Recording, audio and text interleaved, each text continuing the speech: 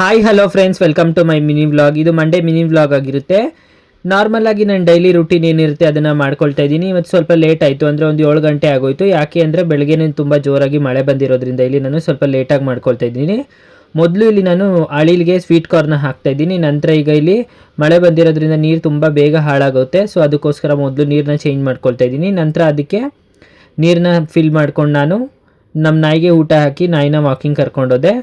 ನಾಯಿದು walking ಎಲ್ಲ ಆದ ನಂತರ ನಾನಿಲ್ಲಿ ಬ್ರೇಕ್ಫಾಸ್ಟ್ ಮಾಡ್ಕೊಳ್ತಾ ಇದ್ದೀನಿ. ಬ್ರೇಕ್ಫಾಸ್ಟ್ಗೆ ನಾನಿಲ್ಲಿ ಕ್ಯಾಪ್ಸಿಕಮ್ ಮಸಾಲ ರೈಸ್ ಮಾಡ್ಕೊಳ್ತಾ ಇದ್ದೀನಿ. ಹೇಗೆ ಮಾಡೋದಂತ ತಿಳಿಸ್ಕೊಡ್ತೀನಿ. ಇಲ್ಲಿ ಮೊದಲು ಸ್ವಲ್ಪ ಎಣ್ಣೆ ಹಾಕಿ ಅದಕ್ಕೆ ಜೀರಿಗೆ ಹಾಕೋಬೇಕು. ನಂತರ ಇಲ್ಲಿ ಕ್ಯಾಪ್ಸಿಕಮ್ಮು, ಟೊಮೆಟೊ, ಹಸಿಮೆಣ್ಸಿನ್ಕಾಯಿ, ಈರುಳ್ಳಿನ ಈ ರೀತಿ ಕಟ್ ಮಾಡ್ಕೊಂಡಿದ್ದೆ, ಅದನ್ನು ಹಾಕಿ ಚೆನ್ನಾಗಿ ನೋಡಿ ಈ ರೀತಿ ಫ್ರೈ ಮಾಡ್ಕೋಬೇಕು.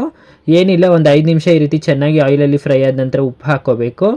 ಉಪ್ಪು ಹಾಕಿದ ನಂತರ ಇದಕ್ಕೆ ಸ್ವಲ್ಪ ನೀರನ್ನ ಹಾಕ್ಕೋಬೇಕು. ಆಗ ತರಕಾರಿ ಪೂರ್ತಿಯಾಗಿ ಬೇಯುತ್ತೆ. ನಂತರ ಇಲ್ಲಿ ನಾನು 1 2 3 ಮಸಾಲ ಮ್ಯಾಗಿದು ಮಸಾಲ ಬರುತ್ತಲ್ವ, ಅದನ್ನು ಹಾಕ್ಕೊಳ್ತಾ ಇದ್ದೀನಿ.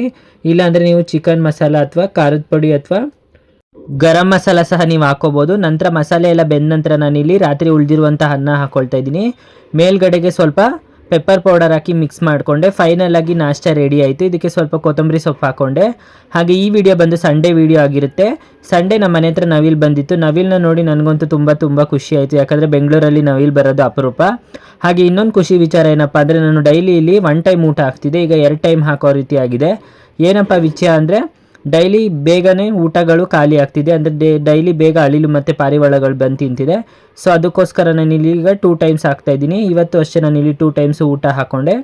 ಇವತ್ತಿನ ಈ ಮಿನಿ ವ್ಲಾಗ್ ಇಷ್ಟ ಆಗಿದೆ, ದಯವಿಟ್ಟು ಕಮೆಂಟ್ ಮಾಡಿ, ಲೈಕ್ ಮಾಡಿ, ಹಾಗೆ ಶೇರ್ ಮಾಡಿ ಅಂತ ಕೇಳ್ತಾ ಮತ್ತೆ ಇನ್ನೊಂದು ವಿಡಿಯೋದಲ್ಲಿ ಬರ್ತೀನಿ. ಅಲ್ಲಿವರೆಗೂ ಎಲ್ಲರಿಗೂ take care. Thank you so much.